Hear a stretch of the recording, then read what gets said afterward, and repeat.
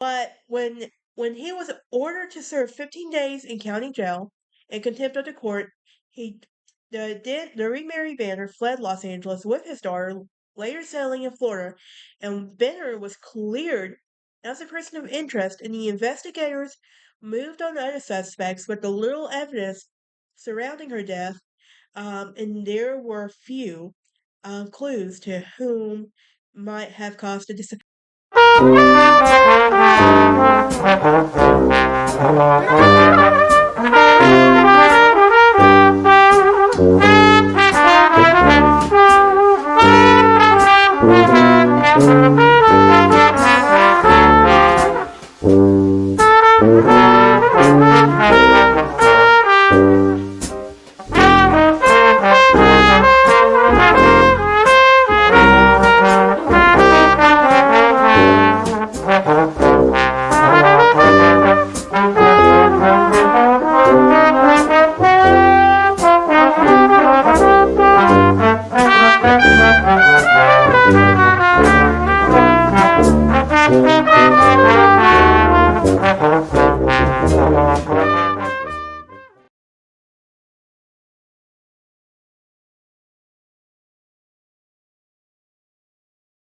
Oh, it actually worked. That was nice.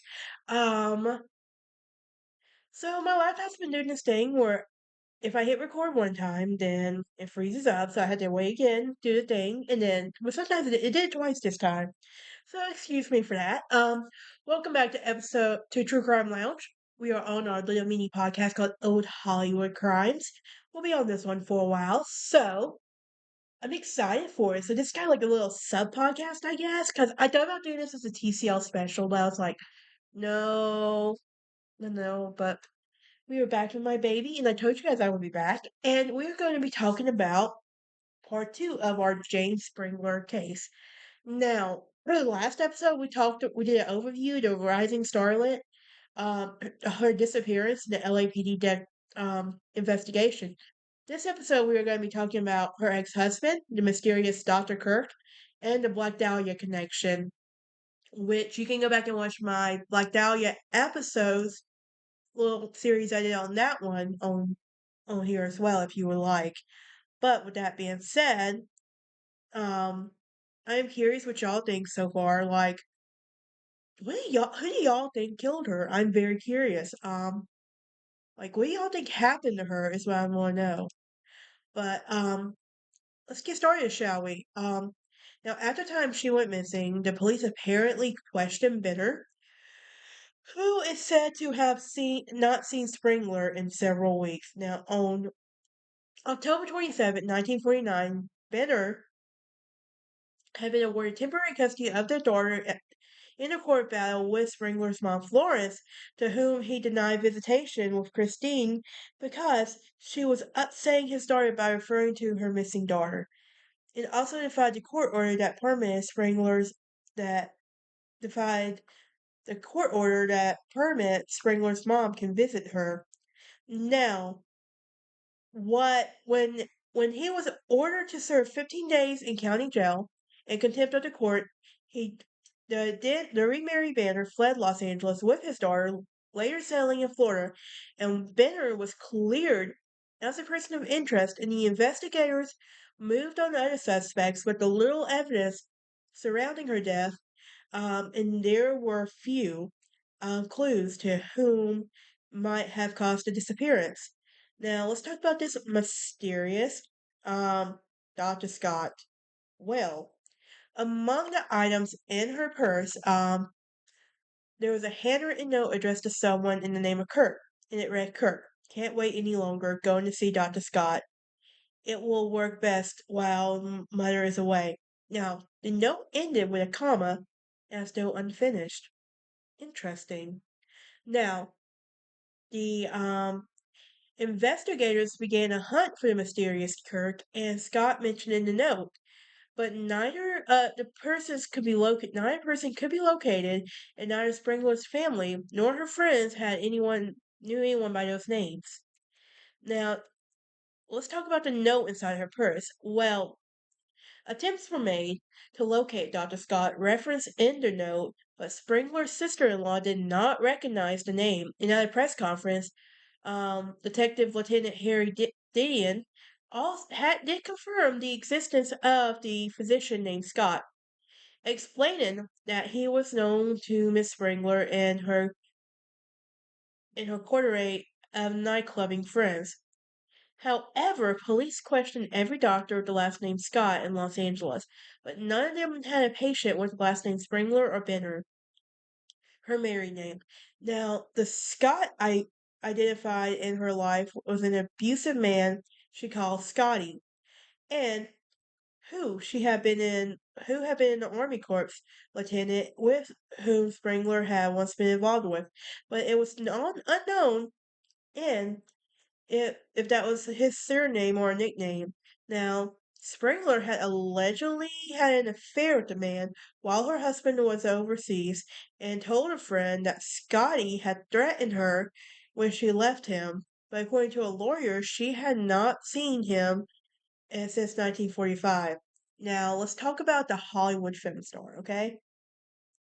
So, with regards to the mysterious Kirk mentioned in the note, um, the police were equally baffled when Springler's mom, Florence, returned to Los Angeles.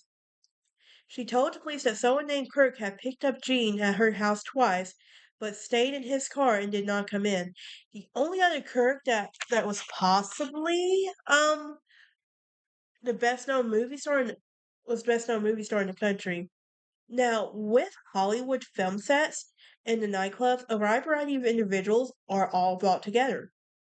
And in and out of Springler's life, and investigators believe that if they looked closely at her working relationships, um, and romances, it might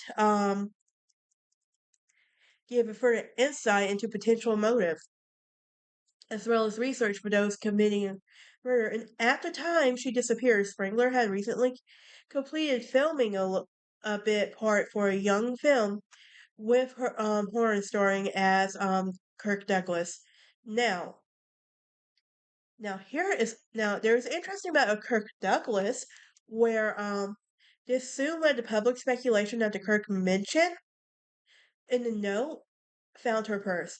And upon reading discovery of the note, Douglas spoke to the over the phone while vacationing in Palm Springs and denied that he knew Sprangler. And on October 12, 1949, Douglas gave a formal press statement which says, I told Detective Chief Tab Brown that I didn't remember the girl or the name of a friend until a friend recalled it and said she worked as an extra in the scene with me in a picture called Young Man with a Horn. Now, Douglas was quoted October 13, 1949, in the issue of the San Bernardino Sun as saying, then I recall she was a tall girl in a green dress. I talked and kidded with her for a bit and on the set, but I never saw her before or after that, and I never have been out with her. Now, throughout his career, rumors persisted that Kirk Douglas had raped expiring actress Natalie Wood, who was 16 at the time, during an audition in Chateau Marmont during the summer of 1955.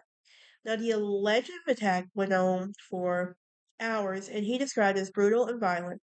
And Springler had also told her friend, actor Robert Cummings, that she had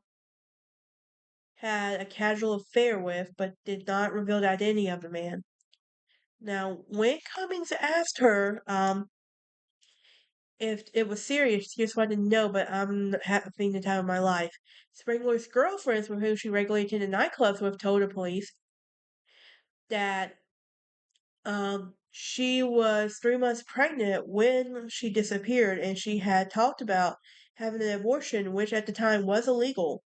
And witnesses who frequented the nightclubs and bars told police that they had heard a former medical student known as Doe and who's performed abortions for money. But the individual could not be located, nor could investigators prove this. And this theory that Sprangler disappeared under circumstances related to a botched abortion attempt was investigated by the LA Police Department, as well as the potential connection to a series of murders that occurred in the Los Angeles area. Now, we have to talk to about the Black Dahlia connection. Okay? Now, Sprangler's mom begged the media to help find her daughter and offered $1,000 reward with her information about her whereabouts. And the disappearance remained unsolved in the missing persons where she was never officially designated. It was never designated a homicide. And at the time, newspapers reported that Sprangler was feared to be one of several female victims in a series of killings in LA, potentially leading to the Black Dahlia murder of 1947. Now, retired LAPD detective Rick Jackson